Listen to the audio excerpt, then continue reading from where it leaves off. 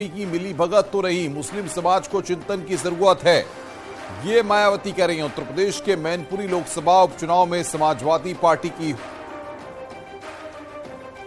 जीत हुई है, लेकिन रामपुर विधानसभा उपचुनाव में आजम खान की खास सीट पर योजनाबद्ध कम वोटिंग करवाकर एसपी की पहली बार हार हुई है। पर यह चर्चा काफी गर्म है कि कहीं ये सब एसपी और बीजेपी की अंदरूनी मिलीभगत का ही परिणाम तो नहीं है।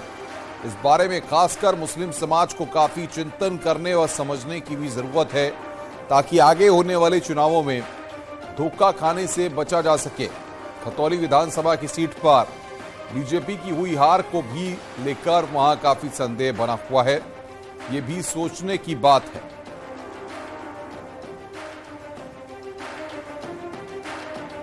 और बातचीत करने के लिए मोहम्मद शबाब हमारे संवाददाता हमारे साथ फोन लाइन पर जुड़ रहे हैं।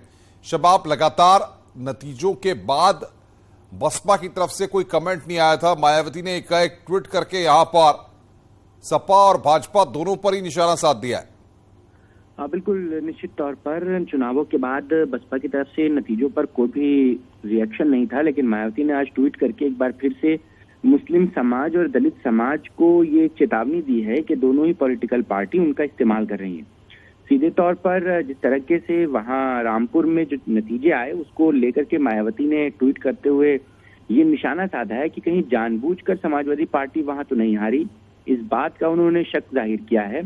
साथ ही साथ उन्होंने जो वहां पर कम वोटिंग परसेंटेज हुआ है इसको भी लेकर के एक बड़ी बात कही है। तो सीधे तौर पर ये एक पॉलिटिकली मैसेज तो है, लेकिन मायावती चुनावों से पहले नतीजों पर जो है वो खुलकर इस तरह से बोली है और साफ तौर से जो वोटर उनसे नाराज है, खासतौर से मुसलमान और दलित, उनको वापस अपनी पार्टी की तरफ जोड़ने के लिए इस ट्वीट को देखा जाना चाहिए। और आने वाले चुनावों को लेकर के इस ट्वीट के जरिए इस तरीके की बातों को कह करके मायावती सीधे तौर पर अपना जो गिरा हुआ जनाधार है पार्टी का उसको वापस से बटोरने की कोशिश में। शबाब, लेकिन सबसे महत्वपूर्ण बात यह है कि कुछ ही वक्त के बाद निकाय के चुनाव होने हैं, पंचायतों के चुनाव होने हैं, और कहीं ना कहीं मुस्लिम समाज जो है बड़ी संख्या में उसमें भागीदारी करे और उसका फायदा बसपा को मिले।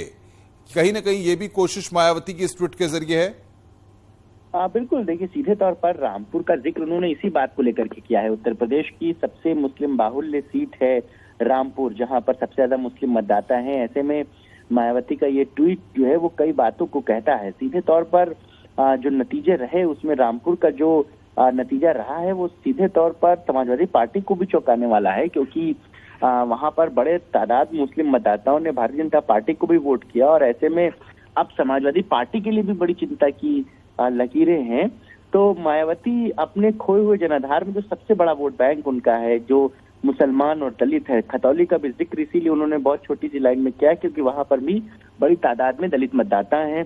तो ऐसे में मायावती अपने खोए हुए जनाधार, जिनमें मुसलमान और दलित बड़ी तादाद में हैं, उनको एक तरीके से चेतावनी देते हुए ये नसीहत दे रही हैं कि जानबूझकर वहां पर चुनाव के परिणामों को जो है वो बदला गया है। ऐसे में मुसलमान मतदाताओं को बहुत ज्यादा जो है वो जागरूक रहने की जरूरत है और नगर निकाय के चुनाव हैं और इस तरीके की चीजें जो है वो उनके खोए हुए जनाधार को वापस लाने में बड़ी मदद कर सकती है। शबाब, बहुत बहुत शुक्रिया आपका हमारे साथ जुड़ने के लिए और बातचीत करने के लिए।